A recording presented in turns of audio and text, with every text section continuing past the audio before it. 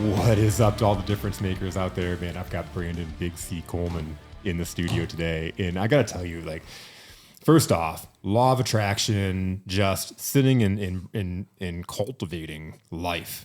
I'm sitting there on Friday evening, sitting with Gracie at dinner at Lou and Carl's downtown Brighton, and I have one open guest seat for the day because today's a two-banger. Next week is Labor Day. I record on Monday afternoons, and so I had to fill two slots. And so I'm sitting there, I'm thinking, who in the world locally here would I love to sit down with and have a conversation? We've had a similar chat about this in a recent episode. Who would be available to talk? And then I'm walking down the street, literally 15 minutes later, and I run into Brandon. And so, kind of the backstory about Brandon, before Coffee and Grit, before I did a podcast, I've told this story on several episodes of where I would go out and I'd have conversations with people that just, they would have just phenomenal, life-changing insight. And Brandon's one of those guys. And Brandon's actually the first person that I had enough guts to say, hey, I've got a camera on me. Let's pop that out. Can we record this? So we're sitting at having coffee at BCAT and just having a normal conversation. The next thing you know, there's a camera that we pop out. And so we're talking, we're jamming.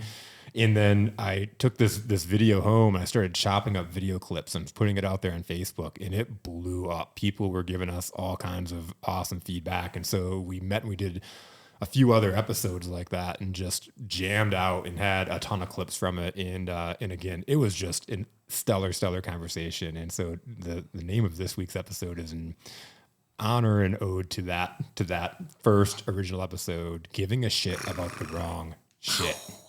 Yeah, I know we're going to really dive deep into this conversation of, man, in life, we can get really wrapped up in the wrong shit. So, man, without further ado, Brandon, welcome to the studio. What up? Good to have you back, man. Yeah, it's crazy. It's been like 3 years. 3 years? Yeah, about that. But yeah, the universe works in an interesting way because, we were totally just strolling down the street and, one thing led to another and here we are. And so we're catching up. And then you're telling me about how, you're jumping into meditation and how you're kind of letting life happen for you as opposed to trying to force it. And I'm like, hey, man, how would you like to let life happen for you even more? Yeah, bro. What are you doing on Monday? Yeah, dude, I'm not one to swim upstream, man. I'm not one to swim upstream, I think that's like the ever ongoing balance for all of us, right? Am I doing the right thing? What do I do? This and this and that. And it's, I think it was like the whole pandemic thing was when this all started for me, like real time, when I just kind of started really reevaluating things. I mean, we're all seeing, fatalities more than we ever have. The world as a whole is more on edge than it's ever been. Happiness seems to be more and more rare. And just in a time where we're in uncharted waters, I think we're all just kind of thinking the same thing. Like, man, what is important to me? Yeah. And, and that's giving a shit about the wrong shit, right? The American dream, dogma, climbing ladders, racing with the Joneses. We all stay so indoctrinated to these patterns that don't serve us. And these thought processes just don't make sense, You said something profound before the recording came on. You were talking about like not being happy with my dad's dream, not being happy for somebody else's dream or spouses or significant other, whatever. There's a certain thing that makes them happy. Yeah. And often that gets put on us that should be our dream. Yeah. And that doesn't mean that's what makes you happy. What is your definition of happiness, right? Yep. What is it? Not the definition that was handed to you, not the definition that was passed to you, not the definition that will make you the most money, not the definition that will get you the most likes. Not the definition that will make you the most financially, accomplished, because that means nothing. Mm-hmm. At the end of the day, the largest killer is stress and anxiety. The largest problem we have is mental health. The rarest thing on the planet is time and happiness. I think we're all just too scared to say it. We're so programmed to be good cogs in the system. Be a good cog, do the things. Do this, do that. Yep. You'll be a good American. You'll be a good community member. You'll be a good whatever, bro. Husband, son. Yeah, man. Whatever they want you to be. And that's fine if you want to be that. Yeah. But do you want to be that, right? or do you walk around in melancholy, through all of these indoctrinated expectations, living a life that was never yours? 80 hours a week to something that will never serve you. Yeah. 70 hours a week to something you don't give a shit about, real talk. And so, I used to do that. I have a bachelor's in business, a double major. I was director of operations for a large, concessions company in the airports, doing the salary thing. And there's nothing against it. Because if you actually study psychologically, you can receive happiness in two ways: the intentions of your actions or the mastery of craft based on feeling good about what you do. Not everybody has to change the world. Not everybody has to be an artist. But you have to love what you're doing, man, because at the end of the day, this shit's going to be over in a minute. It's your life, and you only get one. Yeah. And a lot of times we just bide things out. Yeah, 100%, man. People stay so comfortable in their comfort, so comfortable in their attachments, so comfortable in all of the things in the external world that give them comfort at night that really mean absolutely nothing. Yeah. The cars, the this, the that, the material, and then we buy our family members off, and, we quantify our gifts by how much we're spending, and, like men, right? God, the masculine fucking stranglehold, dude. You meet a man, the first thing, what do you do? What do you do? Yeah. Let's stack up. Let's measure up. So then I can leave feeling better, or you can leave feeling worse, because that's who we are, right? I mean, why don't we introduce each other like, hey, what do you love? What makes you happy? Are you a good person? Yeah. No, where do What you gets you excited? Right. Where do you stack up in the hierarchy? Yeah. That's how we evaluate ourselves.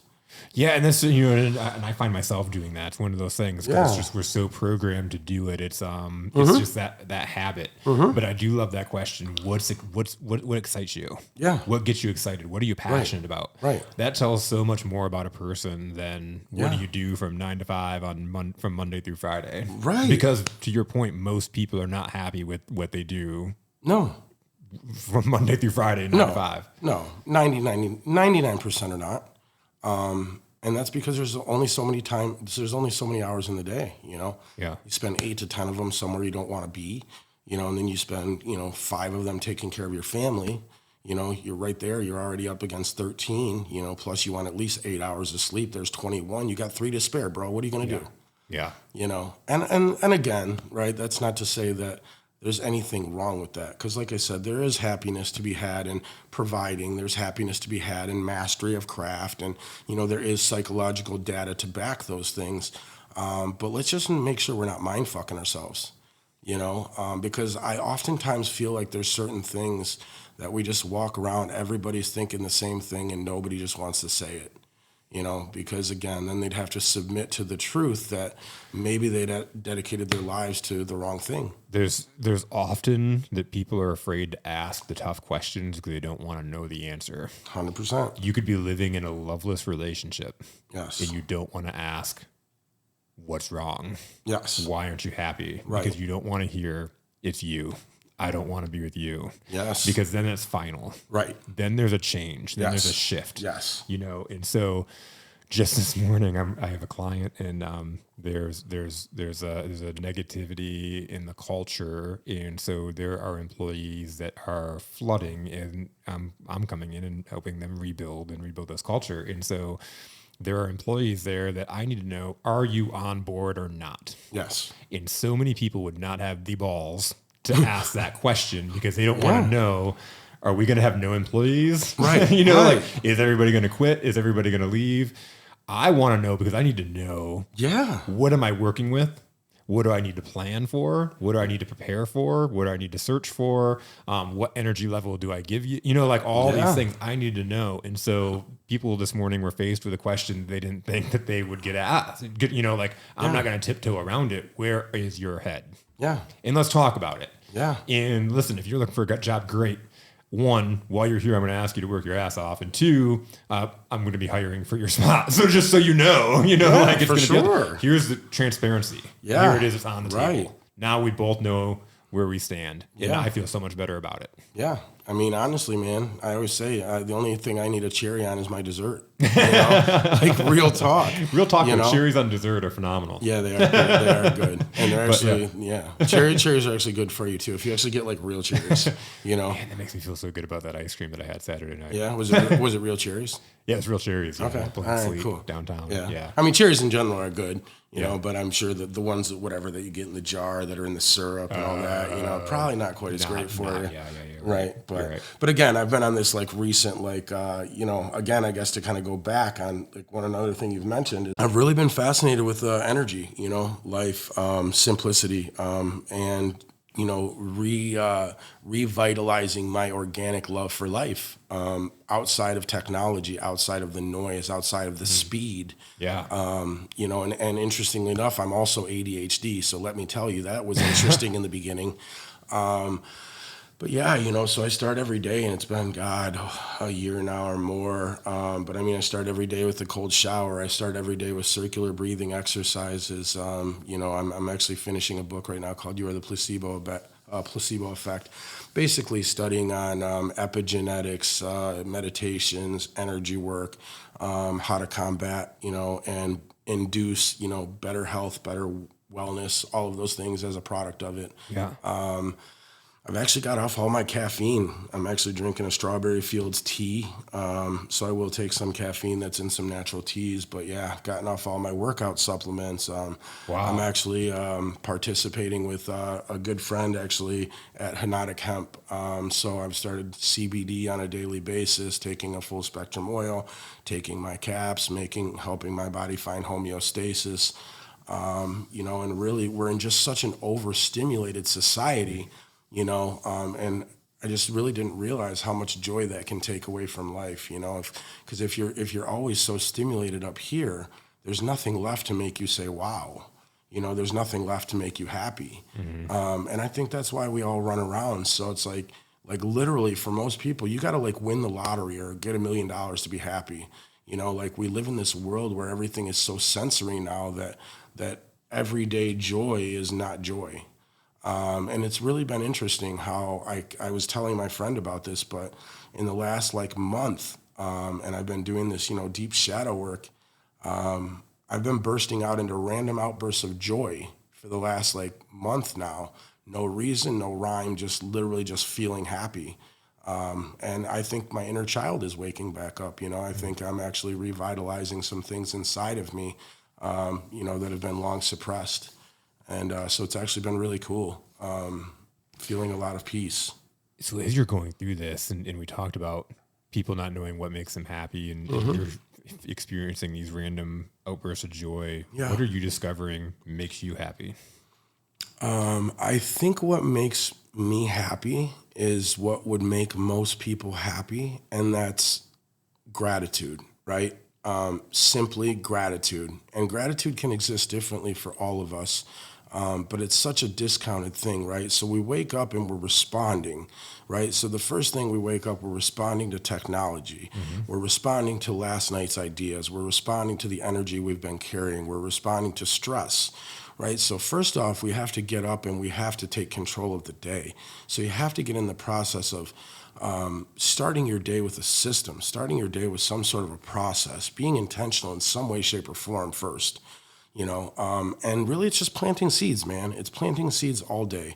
The universe spins in a circle. The planets spin in a circle. Electrons spin in a circle. Everything spins in a circle. Seasons spin in a circle.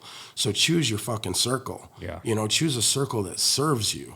You know, so I started with just little micro movements, man. And, you know, I've always worked out a lot. I've always eaten healthy. But yeah, I really started... I start my morning, I take a break from my phone. I start my morning, I take a cold shower. I start my morning, I take some deep breaths. I do actually Wim Hof. They call him the Iceman. He's amazing. I've been following his content for a while, but he holds 26 world records. He's climbed Mount Everest in nothing but shorts.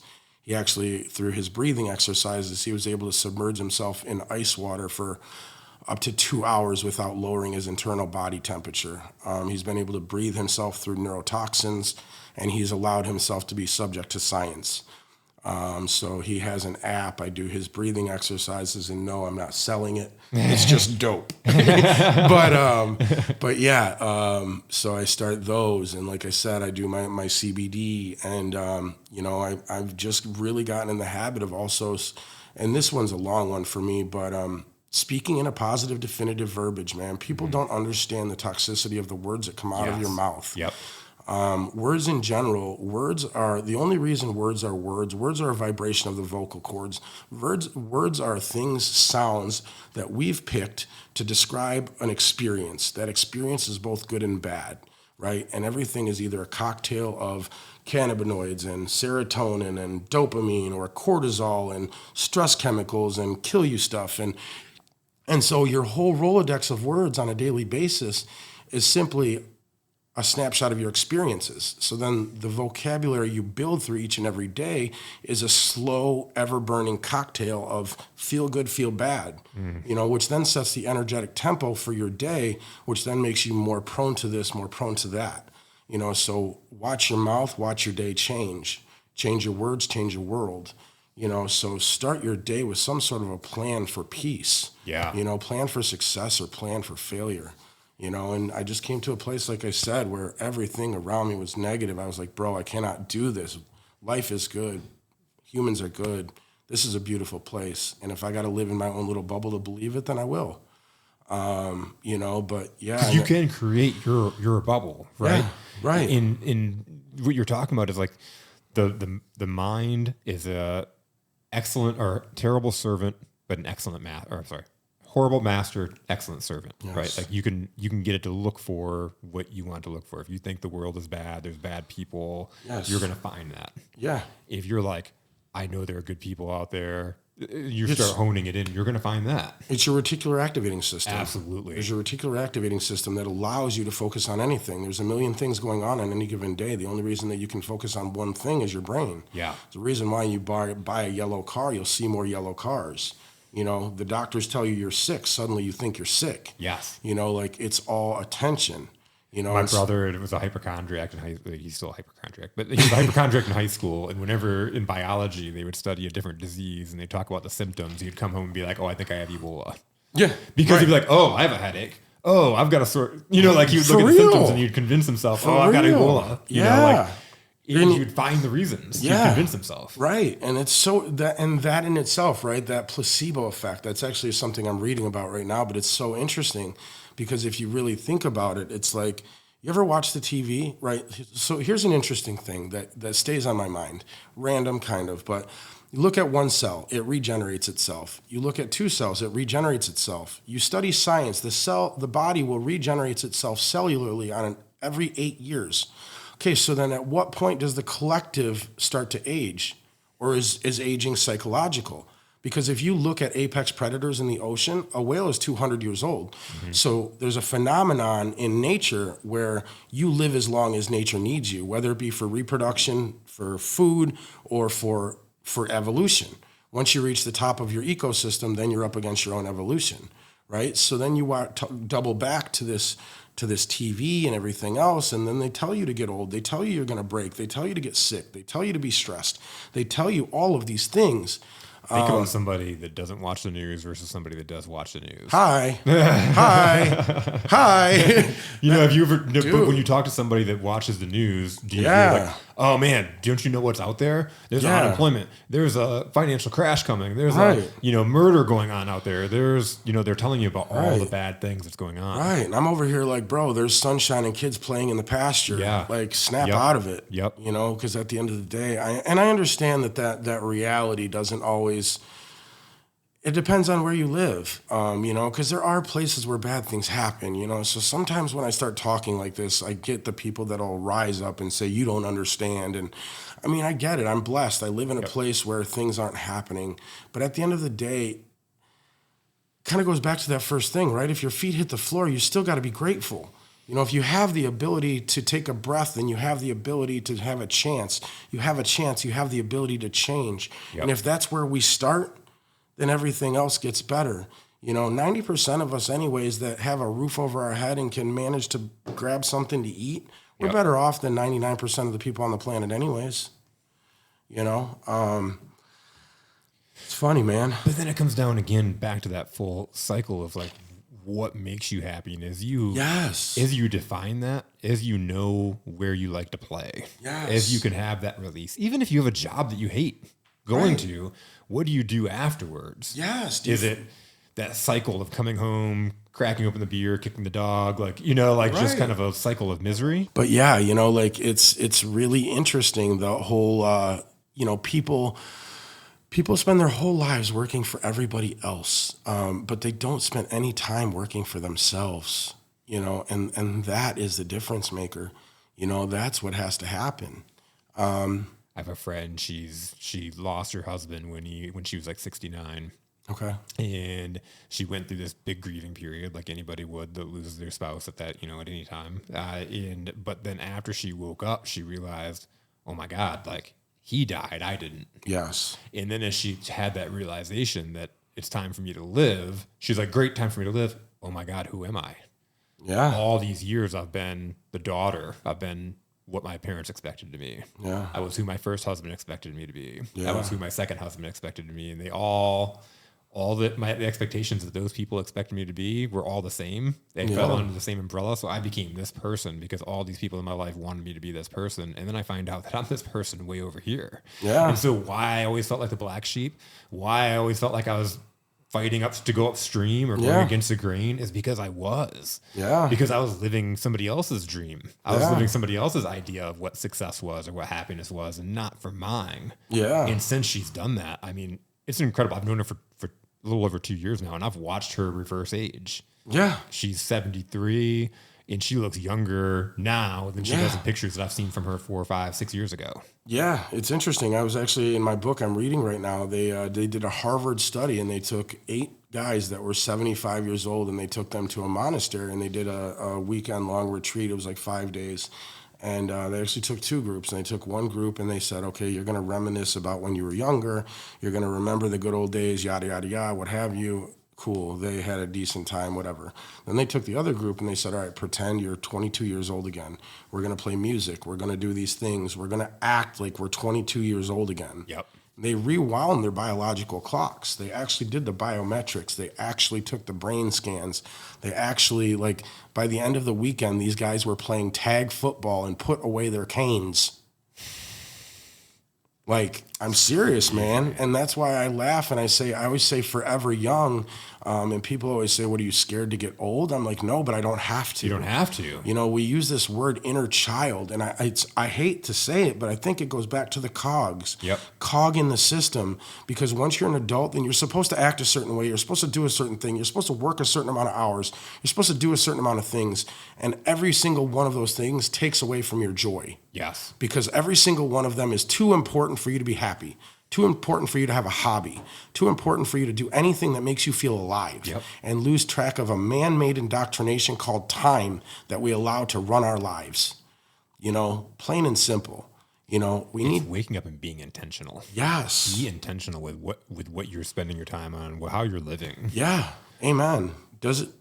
We get rushed through the cycle. Yeah, 100%. You think about society's expectations period of all right, you're going to graduate, you're going to go to college, you're going to get married, have a kid, have a kid, and it's it's always what's next? Feed the cycle. Great, you graduated. What's you have a young lady in your life? Are you are you? Yeah. When are you going to get married? When are you going to get married? And then great, you get married. Oh, when are you having kids? Oh my God, kids? bro! It's like this constant rush, and people do that. They fall into that trap, and then to your point, they wake up at 35, 36, 40.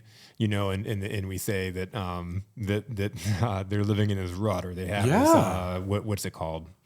Midlife crisis. Yeah, you're in a midlife crisis. Yeah. No. I just realized for the first time who the fuck I am. You're in a whole life crisis. Yeah. Because you haven't lived the life yet. Yeah. It's like your whole, and not to sound bad, but you're in a self-recognition crisis. You're in an awareness crisis, but it's not a crisis. It's a blessing. It's a blessing. Because at the end of the day, we don't get anything back. You know, so the awareness as a whole, boom, you got it. Okay, cool. Make sense of it. The coolest thing I see about the aging process is I see so many people as they get older, they give less and less cares about what people think. Well, you know what's interesting, right? I was actually having this conversation yesterday. My parents have been married forever, 40 some years. I come from a traditional family by most respects. They're still together. There's three of us, and then half brother, my brother. They did the things, right? And worked the same job for 42 years, literally got the gold watch. My dad gave me his gold watch. It's like literally, it's usually a saying, but that's what my dad got. Yep. Because he worked for Ford Motor Company for, like 42 years.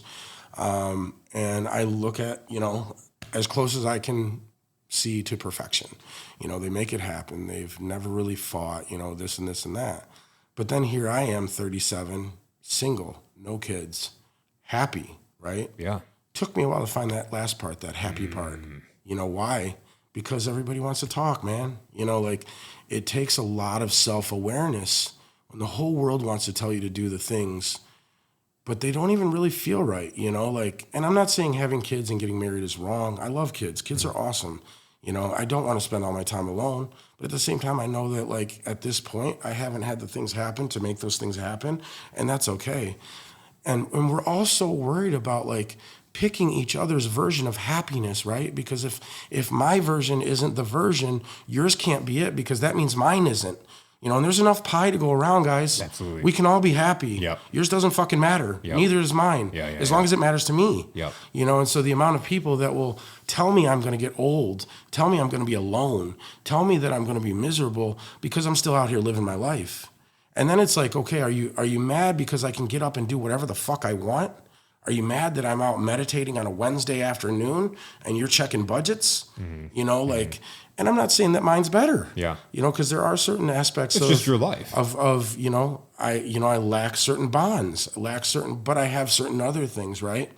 Everything is balanced, yin and yang, dark and light. There's nothing that's absolute. Nothing is linear. Life is dynamic. But I think that kind of goes back to us being pack animals, us being collectives, not only the collective consciousness, but pack animals. So anything that behaves outside of the pack is strange. It makes us feel uncomfortable. Yep. But every leader was once alone, man. Fact in itself is only a collective of opinions. Yeah. We like to use the word, is it fact? Dude, fact is just because 7 dudes said it's fact. It's 7 opinions. It's just like a number. Yeah.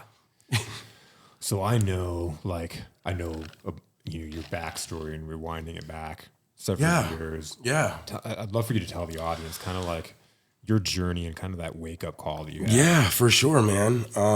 So, just like most other people, I think we spend the early parts of our lives just kind of wandering around, not giving a shit about anything, assuming it's going to last forever, not caring.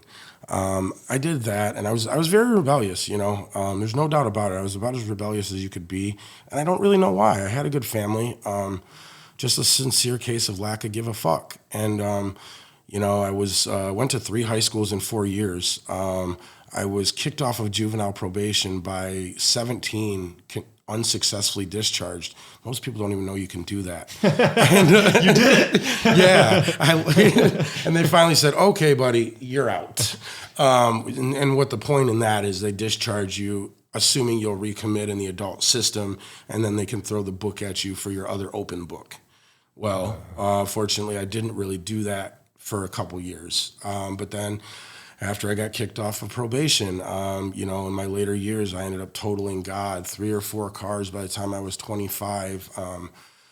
Like most people, I had a good job. I did the school thing. I had good credit, So by society standards, I was in the game, bro. But inside, I wasn't there.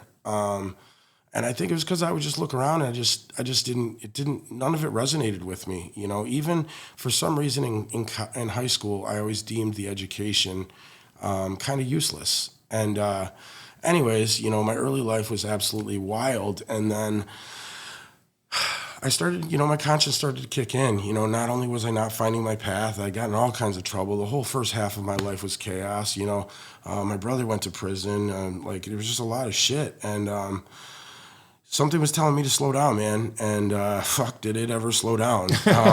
Because I was driving down the freeway January 9th, 2012. I was about 25 now at that time. And a guy cut me off on the freeway. I swerved a little bit to try to, dodge him. My car broke loose from the freeway. I was out having a few drinks for the first time. I wasn't hammered, but I was out drinking, and my car spun, dude. Spun like fucking 4 or 5 times. Ended up rolling end over end, upside down in the pond. I smashed my face on the steering wheel and knocked myself unconscious. And then it was right off of 96, right behind Kensington Road in the pond, right behind Brighton Hospital. My car went in upside down, nose first, like a dart. And I actually was very blessed. I was not wearing my seatbelt because if not, I would have drowned. My car was 90% full of water. A couple of my windows broke out, but my windshield and my back window were shatterproof. So I was trapped in my car upside down, nose first in a pond, breathing out of an air bubble down by my gas pedals. So I woke up there. I guess my body somehow found that air. God knows. Only God will know. But yeah, man. And then I sat there thinking I was going to die. When I finally was rescued, they said it was about 45 minutes to an hour I was in the car. It was ice cold, January 9th. I had a T-shirt and a backwards hat on, and I was awake. I tried to get out. I could not get out. Began to then say goodbyes to my family. Thought it was over, man. Like that whole highlight reel thing, it's fucking real. And dude, I'm in a pond. I don't even know where the fuck I'm at. Like pitch black, freezing, water up to my neck, can't see shit. Talk about, if you're claustrophobic. Luckily I wasn't. It was absolutely undescribable. It was, it's just, that's it. And, so what happened? How did you get out? Right when I thought I was dead or was going to give up, or at that point I was in shock. The ice was, it was ice water. I was freezing. But yeah, suddenly I heard a knock on my car, and a Michigan Department of Transportation driver had driven by, saw the taillights in my car, and said, "Hey, you guys got to get out here. There's no way anybody's alive." So they get out there. The Michigan State Police show up. The guy jumps out of his suit into his long johns, swims out to my car, starts stomping on the undercarriage of my car, where then I started screaming that I'm still alive. Oh. And so then my car was about 100 feet out into the pond. There was no way they were, they had to check my condition. They didn't know if it was just me, what the deal was. So then they shut down the freeway. They got the fire department out there. They had helicopters circling, spotlights out, everything like that. And all of a sudden I started hearing some machinery. Once I started hearing some machinery, all of a sudden I remember it fairly vividly but spotty, but it's like I hear a machine, and then all of a sudden I hear metal breaking, and then all of a sudden I'm ripped out of a car, and then all I can see is like white light everywhere. But they clipped me out with the jaws of life, and so they clipped me out underwater, which typically is not protocol, but they had to get me out of the car. They had to see who else was in the car. So they created like a chain of people to get out to my car. It was like, I guess there was like 2 or 3 people that went to the hospital hypothermic saving me. It was fucking wild. They ended up pulling me out of the car, ripped me out, and I guess all I kept saying was, I'm fucking freezing and I need help. We get it. Yeah, obviously they understood. So they rip me out of the car, and then they clip off all my clothes and everything like that. They throw me in the back of the ambulance, and and then they just rip me off to the hospital, man. And I literally walked out of that hospital like 13 hours later, man, without a fucking scratch on me, like not a cut. I had like some whiplash because of my neck from rolling in the accident. Yeah. And my car looked like a tin can, like literally. I've seen pictures that you posted on Facebook. Oh my God, absolutely wild. Like literally, I can't believe it. But yeah, I walked out of the hospital 13 hours later. But I woke up in the hospital. And then I just saw the look on my mom's eyes, man. I saw the look on my dad's eyes. I saw the look on my family's faces. And I just kind of doubled back. And I mean, honestly, it was like 25 years of rewind, and then wham, like, wow, get it the fuck together. And This is your last chance. yeah, like somebody wants you to survive. You should not have survived that, bro. And yeah, so I just vowed that day that every day would be a different day. And here I am, January 9th, 2012, over 2 years or over 10 years later. And I wake up and I live that truth. I wake up and I'm intentional. I wake up and I do the things that when I die, because I've already died, I do the things that I will love. I do the things that I won't regret. I do the things that will make a change. And I do the things that will leave this place a little better than I found it. I don't need the dogma. I don't need your expectations. I don't need your idea of what is right or wrong. I have a great moral compass. I love to help people, and humans are amazing. And so that's what I'm here for. It adds so much context, and I love that we kind of went through, I don't know, a half an hour of conversation. Then you drop this story, and it all ties in. And I'm so passionate. I live by this thing of like living like you're dying. Because first off, we are. Yes. You have no idea when it's going to happen. Even if you're not dying in that day, you are aging collectively. Yeah. And that is one less day you'll have. Yeah. But like you have no idea. You didn't have any clue that you ran off the road and and this was going to happen that night. I mean, you think about how many times you drove home wasted. Yeah. And you're like, I had a few drinks. Like that wouldn't have been the night that you would have thought you would have went into the water. You know what I mean? Bro.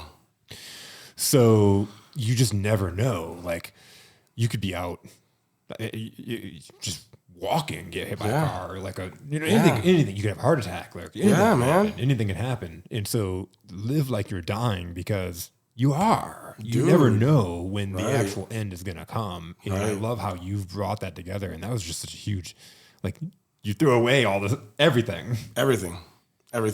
Because I already lost it all. Once you lose it all, you can't lose it again. So I always say, like I came back to play for keeps, because I'm here on a guest pass, like somebody decided that I got one more admittance to the park and I'm going to ride every big ride in this park because that's what I'm here for, but also be kind, also it's made it so easy for me to look at the noise and just realize how much it doesn't matter. Turn off the TV and love your neighbor, bro. Like, if everybody could just unplug from the machine and live, get some sunshine, shake some hands, help some people, smile, oxytocin, dopamine, human bonding agents, this social snacking. We're creatures that were meant to bond and mate and interact and play and do it all together, and we're in this place where we're all doing it in separate rooms with headphones and screens and that's cool. But we have to balance it, man. We have to remind ourselves of the beauty of humanity. And this is a place where we're more intelligent than we've ever been. We're more intentional than we've ever been, more technology at our hands than we've ever had. But we're still fighting wars. We're still putting people last, and that's the change that I'm here for. I'm here for enlightenment. I'm here for the next phase where we decide that these stupid little boxes that we put each other in, like color as an adjective or physical stature as an adjective or the amount of currency in your pocket as an adjective, like all of those were just stupid adjectives that we chose as categories. Yeah. What's beauty? What's attractive? Like all that.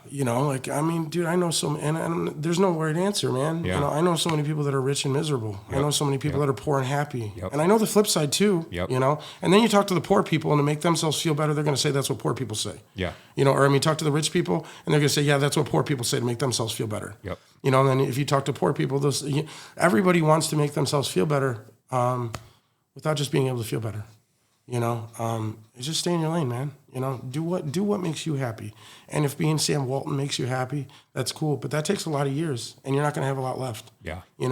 Everybody wants $1 million, but nobody wants what $1 million asks of you. Yeah. What are you doing to create that $1 million? Yes. And how much time does that ask of you? Yeah. Because you're not reading when you're not spending time by the lake reading if you're a millionaire. At least not in most cases. You know, if you create something that runs itself, you create a grand idea, an invention, you know, you love what you do, you're an influencer, all those things. There are outliers. There is a price for everything. Yes. There's a price for everything. You're Opportunity probably not going to cost. become Sam Walton unless you're putting that time, Yes. that effort Yes. into it, right? Right. Exactly. And so that's why it's so important to define happiness, is because this happens so often. Is you define happiness as success and money. Yes. And so you put all your time Yes. into your career. Yes. And there's no that you make all the sacrifices Yes. for your career. And there's no right or wrong. If that's what is happiness for you, great. But then a lot of people get through life and realize, I don't know my wife. I don't know my kids. I've, been so committed to work, I don't have work-life balance. Yeah. And they realize that they're not happy. Yeah. Your babysitter has a better relationship with your kids than you do Exactly. because you're just busy paying the bills. Exactly. So that way you can have all the things. And again, if you want to be Sam Walton or that CEO, and that's important to you, it's not saying that that's wrong. It's just saying that there's a price for everything. Yeah. There's a price you've got to pay for everything. It's funny. I was talking to him, and this is kind of random, but it's also kind of relevant. I was talking to my friend, and my friend's from Florida, okay? And so I was talking about how, I live up here in Michigan. We don't have much natural disasters and this and that. And I was like, man, you guys with hurricanes, you guys got some balls, And she's like, you guys got snow. And I'm like, that is not a natural disaster. And we had this conversation. She's like, but it is. You can freeze to death. And I'm like, yeah, I guess if you go lay in it. Anyways, long story short, though, she was talking about Florida, right? And she was talking about how in most cases when you have a hurricane, you have the time to get away. But it was really interesting because she said a lot of times what creates fatalities is families and men that won't leave their things. The people that think, A, it will never happen to them. Yeah. Or B, the people that don't want to leave their Lexus, or they don't want to leave their mansion, or they don't want to leave their nice house. Yep. She said, for the people that aren't attached to their things and the people that just get up and do the things that they're supposed to when it happens, they're fine. But I thought that was really interesting that she said that there's actually a large population of people that actually fatalities are created in natural disasters because people don't want to lose their material things. I remember Hurricane Katrina and people telling people to leave New Orleans over, and people just stayed. Right. For what? For their thing, No, I know. I'm saying, but in the scheme of things, in the scheme of things, and there are a lot of people that died because of that, because they stayed, So it's your things aren't going to be there. Yeah. It doesn't matter if your things are there if you're dead. Right. And so then it's like this balance, right? Like the balance of things, but then the balance of experience. And then the balance of, like in my life, I only want the amount of things it takes for me to have the experiences I need and no more. Because any more things that I have, the things are going to ask of me, and I don't want nobody to ask of me. Mm-hmm. Like my rule of thumb is simple. I get up every day to do what I have to do so the world can't tell me what to do. That's how I like to live. That's my choice. And so then the more I have, the more somebody or something's trying to tell me what to do, and I don't need that. I found that the better the jobs that I have and the more money I make, the more is asked. And the more they run me. And so it's like I just like to keep a nice, happy, medium balance, And then if I hit it big, teaching people love and happiness and all of that type of shit, well, then that money is going to come with a different energy, right? Yeah. I was reading a book called Happy Money, and it's actually really interesting. But everything in this world, we get so caught up in reality, that this is real and this is real. But 95% of what is actually conceptualized as reality is actually depicted through our retinas, and that's a product of the electromagnetic spectrum that we're picking up, actually I think it's closer to like 10% or something like that's the statistic, but is actual raw data, so it's energy in motion, man. Yeah. Life is energy in motion, so the less rooted we are in our reality, the more we can root ourselves into our passions, the more we can root ourselves into the things that we love, and the more we can root ourselves into the things that make us feel alive again. And it's so huge, man. That's so huge. So how do you work with people to help them free this up? I mean, I simply start with a conversation. It's obviously it takes a little while, and it's like a conversation of like, let's talk. It's pretty simple. Tell me the way you move. Tell me the way you operate. Tell me the way what a week looks like for you, and then I could immediately say it. And of course there'll be a whole lot of like things that'll be said in defense and whatever. But yeah, it's really quite as simple as like most people just don't spend enough time. That there's a few things, right? It's words, right? Words are always the worst. Yep. Words. Everybody speaks negatively. Everybody speaks in defense of their old habits. Everybody speaks, in a way that is inducive of their past, right? But most people don't realize that your brain, going back to the circles, neural pathways, habit loops. The only reason that your brain knows to do something is because you've done it before. Everything we do is habit driven. Mm-hmm. So until you create a new habit, you're going to do all the same shit. And if you don't like the same shit you've been doing, then you got to do some new shit.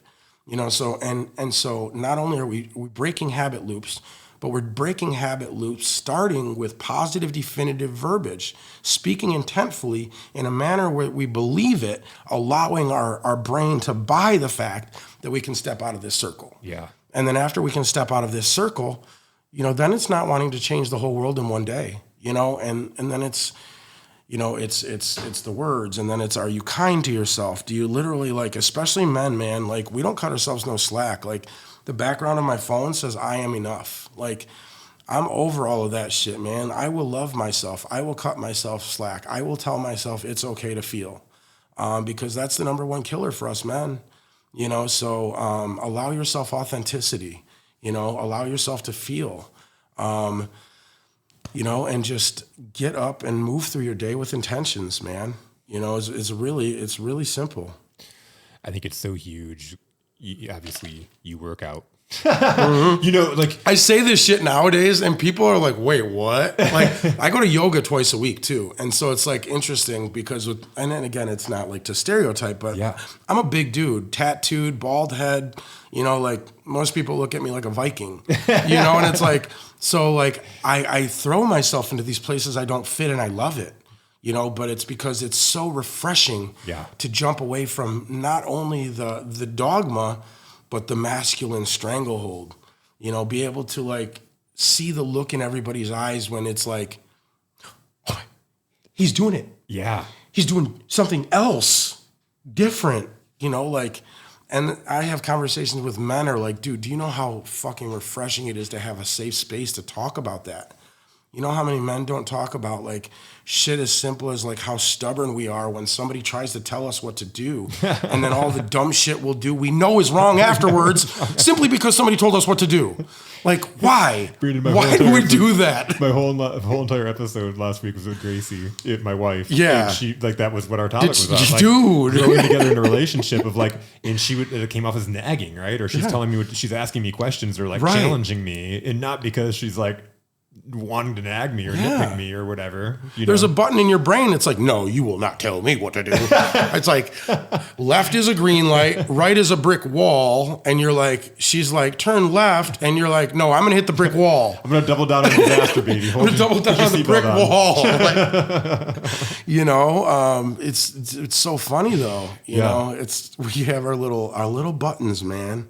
Our little buttons. It's just so refreshing to talk to another guy about some of those stereotypes. But then again, like people I'm sure have a certain impression or a stereotype of who you are just by looking at you. Yeah. And so for you to come on and talk about emotions and feelings, I'm sure if you like started crying in a group, like people would be like, what? Oh my God. Right. But I know like for me, just in the past month, how many women have said it's so refreshing that you're comfortable in your emotions. It's so refreshing that you'll just cry, 100%. These podcasts, people tell me stories, man. I've cried almost every episode, like it's like one of those things like, and I don't hold it back because I don't care what people think. Two, this is me. Yeah. You get like if you meet me on the street, you get this. Everything that you hear in all my conversations, like this is 5,000% who I am. There's no facade or anything else. And if something makes me cry, man, it's gonna make me cry, and I'm not like worried about what people think about it. Yeah, 100%, man. And I mean, outside of that, it's like even there's a couple elements to that, right? There's the aspect of like our fear of doing anything that doesn't appear tough, and that's what's crazy too, right? Because I'm realizing that true happiness is attached to certain things that aren't manly, like aren't what I was taught is badass, not fucking edgy, and like reading and earthing and attaching myself to the ground so I can charge from the electromagnetic spectrum of the earth and all the woo-woo stillness stuff, and yin yang and like all of this shit that like growing up I would have called my friend a pussy for. But that's because that's what I was raised to do. Like that's not my fault. And so it's really interesting how many of these things, especially all of my guy friends, everything I've done to be happy, none of my guy friends does one. No, shit you not. Like I tell them like breathing exercises and I get this. I tell them cold shower and I get this. Like, I tell them quit caffeine and picked up tea and reading and they're like... You're going to the gym and telling people you have to do pre-workout. And they're like... Right, and especially when they love it when I'm bigger than them too. Exactly. But it's true though, right? Because it's learned from me, right? Because if I would have learned, there's certain things I realized that like, stimulation, man, like it's such an interesting placebo effect, right? Show me one person that drinks, like, okay, let's get a speedometer out here. Show me one person that drinks Monster that goes faster. They don't. No, you don't go faster. Like, do you have you don't get any extra MPHs, no extra miles per hour. We don't move faster with caffeine. It's this illusion in our head where you're like suddenly... I've got all this energy. But you're not. Not really. And then you crash. So same thing with the supplement standpoint. And that's a whole nother conversation in itself. But I didn't realize for me, for my workouts, mind to muscle connection, right? I've learned that anything that you're more stimulated, you're less connected. That's yin and yang. More stimulation, less connection. Ooh. Less stimulation, more connection. Earth, wind, water, you name it. Plain and simple. I love how things always tie back in conversations. Yeah. We talked about the overstimulation of all the technology, all the social, and that ties directly to being less connected with humans. Yes. And to me, humans are our greatest resource. Getting to know people, 100%. Like building relationships. Like that's the best thing. Helping other people. 100%. Like helping each other. Like those are the best thing. That's the best thing that we can do in life. That's what recharges us.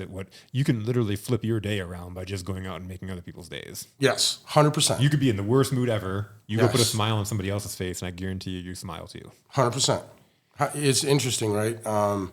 It's like law of attraction type shit, right? Yeah. So, but then we remove ourselves from all these distractions. Yeah, it's the same thing. You stimulation. You ever walk up to your friend that's got in a bad mood, and then suddenly it's like a bummer. Yeah. And it's like it's either A, you're going to get me in a bad mood too, or B, even if I don't get in a bad mood with you, you're going to make me feel bad about my good mood. Yeah. And so then I'm going to suppress my good mood, which then makes me in a bad mood.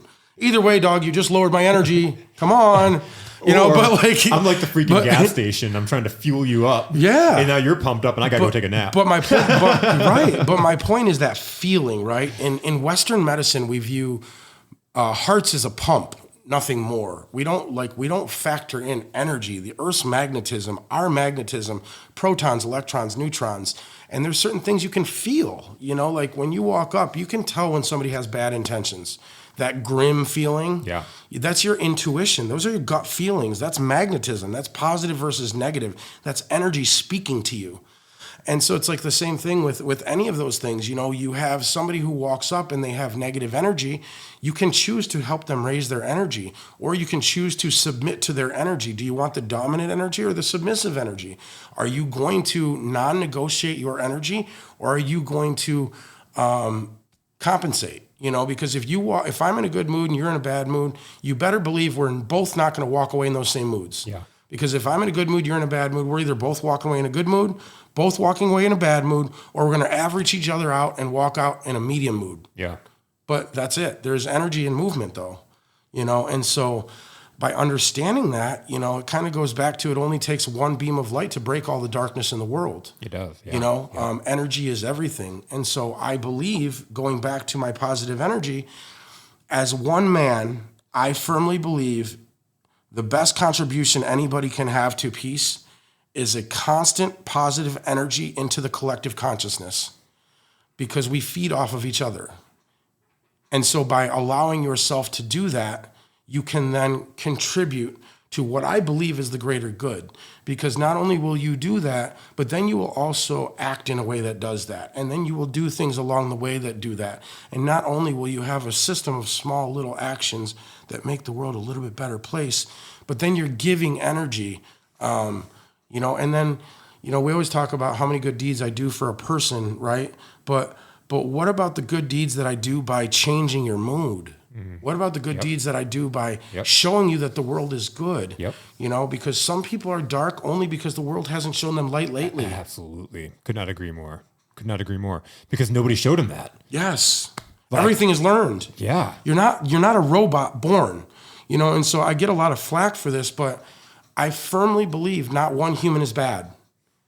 But then there are bad humans that, no, not even, no human is bad. There are humans that were taught bad behaviors. Yeah. Everybody was taught to cope.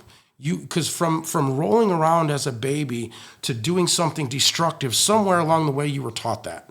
Whether it was a movie, whether it was a family member, whether it was, you know, somebody putting their hands on somebody. It's usually a collection of those experiences. Yes, and I'm not saying that that's right. It's just about your view of the world. It's just my view of the world. Yeah. And deep down, there's an inner child in there in pain. Yeah, oh, absolutely. Deep down, there's somebody that just wants love, was never loved. And, you know, this never made me feel good when I was getting picked on in school. But, like, I remember my mom always saying, well, they feel worse than you do. Like, you know, it's like it's such a cliche thing that your parent tells you when you're getting your ass kicked every day. But now my more wiser self, I see that. Right. And so even as my son's growing up, it's like, that person has a lot of pain. Like, it's like, have empathy in them because something is going on in their life that is causing them to act that way. Right. And that is like every person that tormented me when I was in elementary or middle school or whatever, even high school. Right. Those people had something going on in their life and 100%. It made them feel better. Yes. To make me feel smaller. Yes. And then even to take it, you know, a step further, I may not be able to do a damn thing about it, but it gives me peace in knowing that you're not just a malicious fucker. Yep. You know, like, so that's what I say with everybody. Like, I'm not going to accept your negative energy no matter how much you want it. I'm not going to allow you to share that with me. I don't care what your indoctrinations are. I don't care what your upbringing was. That's your problem that you don't know how to treat humans. And you can carry on your happy little bunny trail, you know, hopping along, doing whatever you choose if you won't listen to me. But that is what I remind myself of when I find myself up against poor behavior, when I find myself up against lack of morals, when I find myself up against grotesque behavior. That doesn't mean I won't do what I can to mitigate it. It doesn't mean that I won't stand up for myself. It doesn't mean, you know, a whole plethora of things. But the reason I won't take it home with me is because it's yours to take home with you. Yes. Yeah. Perfectly said. Man, Brandon, this has been another phenomenal conversation. Like that's a great way to end it. And like, it's just like a great driving point home is like, refuse to take it with you. It's not yours to own. Yeah, 100%, man. And live your life like you see fit. Do what makes you happy. Make enough, don't need more. And wake up every day grateful because there's a lot of people whose feet haven't hit the floor. This couldn't be better said, Brandon, man. For sure. So glad I ran into you Friday night and that you were able to make it down. Yeah, man. This has been fun, man. This has been a lot of fun. Thanks for having me. My pleasure, The setup. Thanks for everybody behind the screen. This has been awesome. Jordan behind the scenes. Appreciate y'all. All right. All right, bro.